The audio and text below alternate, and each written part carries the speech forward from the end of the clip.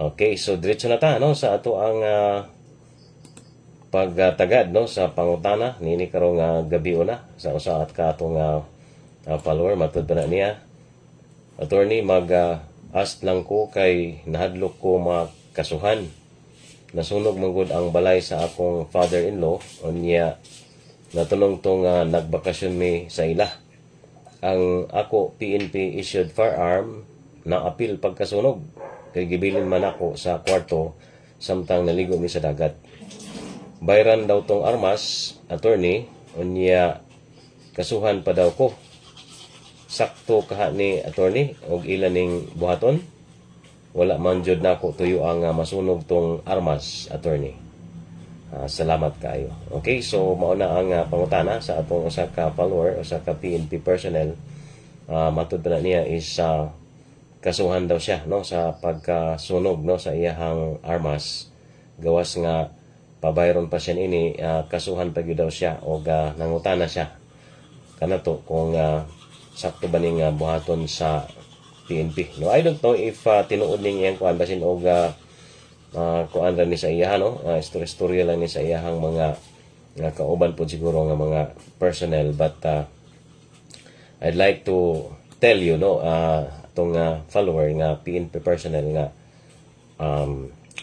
dili man no ingana ang mahitabo no kung imo lang yung i-comply no ang mga requisitos alang sa panghitabo no aron na makuan ang panghitabo ba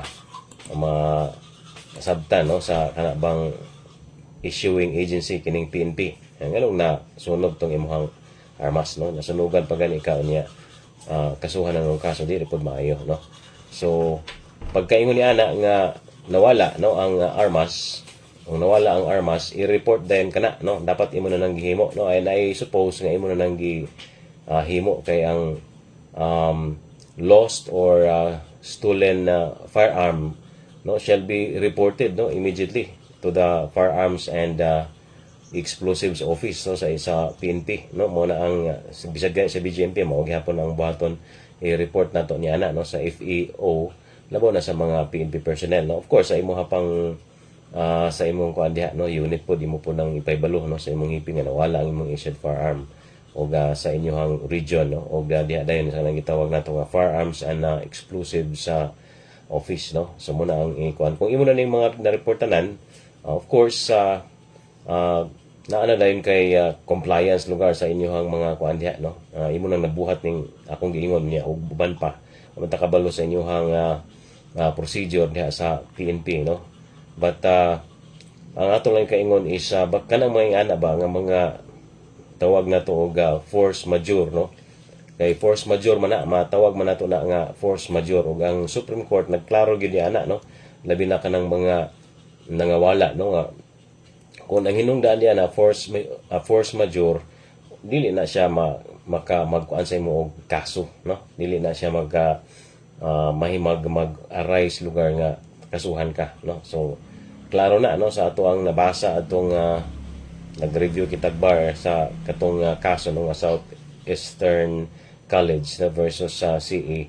Nag-ingon diha no ang Supreme Court nag-define kung unsa ang fortuitous event no nga ma-produce no nga makaingon ta nga walay gitawag nato ba nga negligence no. So unsa may giingon diha sa Supreme Court, fortuitous events daw may be produced by two general causes no, general causes nga of course kuan kana bang ma-produce no nga tawag nato na siya og fortuitous events. Ang una kining by nature no, by nature. So unsa man ning by nature kining earthquake, sa pa bagyo no, sa pa baha, sa pa epidemics or pandemics no, sa pa fires etc.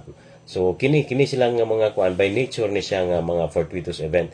Aside from that na gitawag nato nga act of man no nga fortuitous event. Unsa man ni siya kanang mga armed invasions, kanang attack by bandits, kanang governmental prohibitions, kanang robbery etc. Mo na ang mga act of man nga tawgon pud nato og fortuitous event. Now unsa may relasyon ana sa atong gisugutan karon nga kanabang problema sa ato ang usa ka PNP personnel?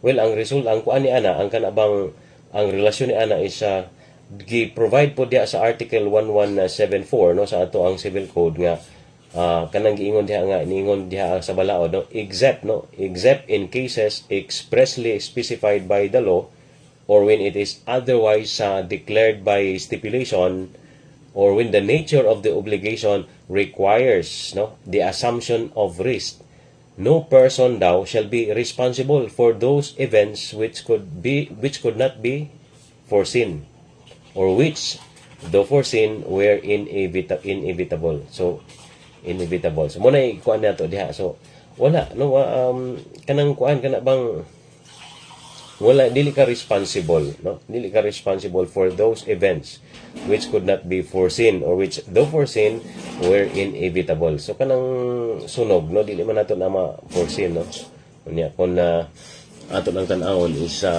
tawgon nato na og act of nature force majeure dili na siya sa kuan kanibang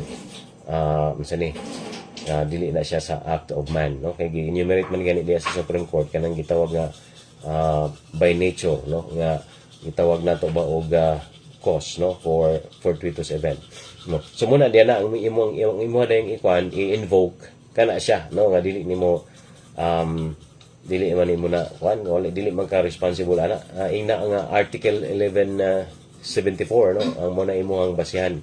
So imong ikuan diha nga dili ka responsible administratively kung kasuhan man kanila, you are not administratively responsible for the loss of your firearm so muna ang imong ikuan diha imong himuon nga kana bang sa katarungan kay mo lagi na nasunugan pa ka unya pa kuanon pa gyud ka kana bang unsa ni babayron pag yung kasuhan pag yung ka okay na nga pabayron ka kay of course imo man ang kuan man nimo na nasunog na yung babayron ka okay na pabayron ka pero kasuhan pag yung ka that's too much okay so wala kung tanawon wala may negligence gid nimo okay of course ligo mo dito nagbakasyon mo unya naligo og dagat imong gibilin of course dito sa balay sa kwarto kay aron mas safety po lang imong armas while you were swimming sa dagat pero wala kay kuan ana wala gitawag nato ba nga want of even slight care kung mo kay yung kita nga naay gitawag nato ang gross negligence kay mo man ang gross negligence sa siya it refers to kana bang negligence characterized by the want kanang want of even slight care kulang gyud ka og bisag even nga slight care na lang wala sa imong ba or by acting or omitting to act in a situation where there is a duty to act mo nang gross negligence diha okay not inadvertently but willfully and intentionally with a conscious indifference mo gitawag na sa kuno with a conscious indifference to the consequences of the act.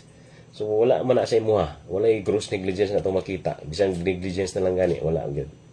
Okay? So ang tubag sa imong pangutana og sakto ba nang ilang buhaton nga kasuhan gyud ka og ila man ang buhaton dili gina siya sakto kay of course naamang kay rason nganong nasunog tong imong kuan wala di man to nimo tinuyuan. Okay? So I hope nga natubag ang ato ang pangutana ang imong pangutana kanato dire sa ato ang mga atong programa ang Kabalaod Vlog. Salamat kaayo og mayong gabi kanatong tanan.